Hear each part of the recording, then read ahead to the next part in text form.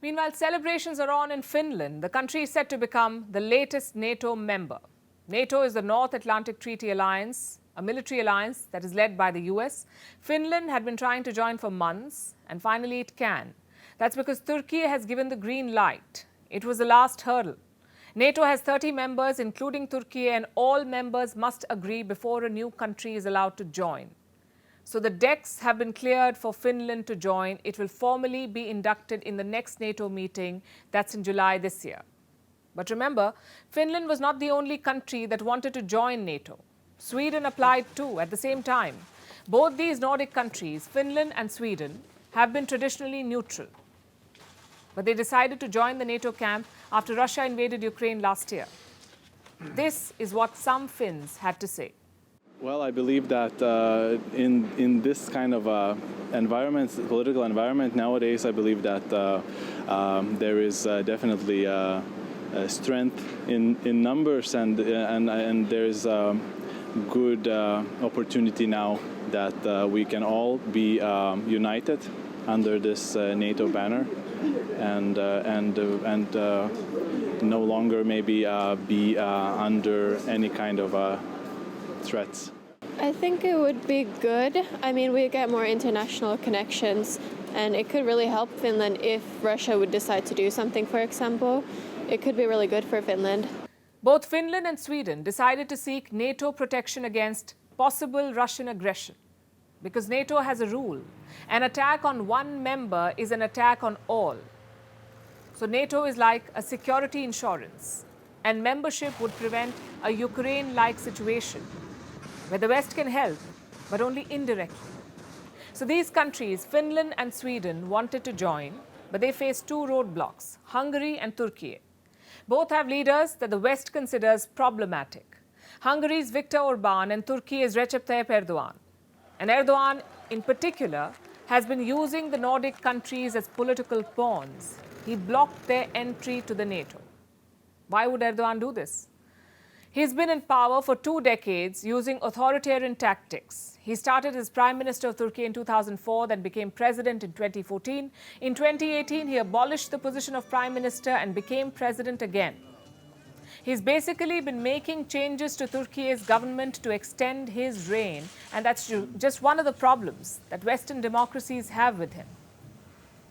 Then there are his ties to Moscow. Russian President Vladimir Putin shares good relations with Erdogan. This is despite the war in Ukraine. Just yesterday, Erdogan said Putin could visit Turkey next month. This is to inaugurate the country's first nuclear power reactor. The reactor was built by a Russian energy company, and Putin may inaugurate it. Erdogan has also refused to back Western sanctions on Moscow. In fact, Turkey has been helping Russia evade those very same sanctions. Then they went ahead and bought the Russian S-400 missile defense systems. This led to a lot of heartburn in NATO, a NATO member buying Russian defense equipment. The US sanctioned Turkey for this, but Erdogan did not budge. And the Russian S-400s have been arriving in Turkey since 2019. So there's a lot of tension really between Turkey and its NATO allies. Then why is the West still listening to Erdogan? Why can't they just boot Turkey out of NATO? Because like most other things, it's complicated. Turkey joined NATO in 1952, just 3 years after the alliance was formed. It has been a steady partner over the years. Even today, Turkish drones are helping Ukraine in the war. Turkey also has the manpower that NATO needs. Its armed forces are the second largest in NATO. France comes third, and Turkey is said to have more than double the troops of France. American forces make up the bulk of NATO troops, but Turkey is also essential. And Erdogan knows all of this, which is why he continues to play his politics.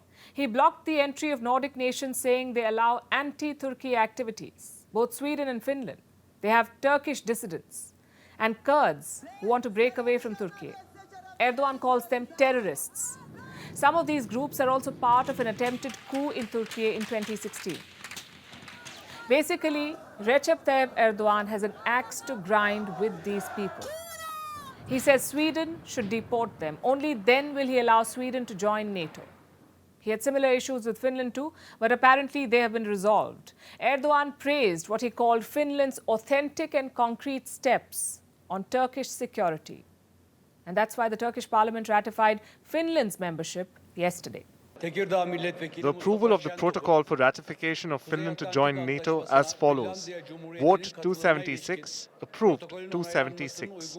As the Parliament of Turkey, we congratulate the state and the people of Finland. The bill proposed was approved. Erdogan's politics aside, Finland joining NATO is a blow to Putin. For years, he's used military intervention to destabilize neighbors who wanted to join NATO, like Georgia in 2008 and Ukraine from 2014 till date. So Erdogan's green light to Finland will definitely upset Moscow. But he's doing a balancing act. He's looking after his own interests, essentially. After all, he has an election to face in less than 2 months.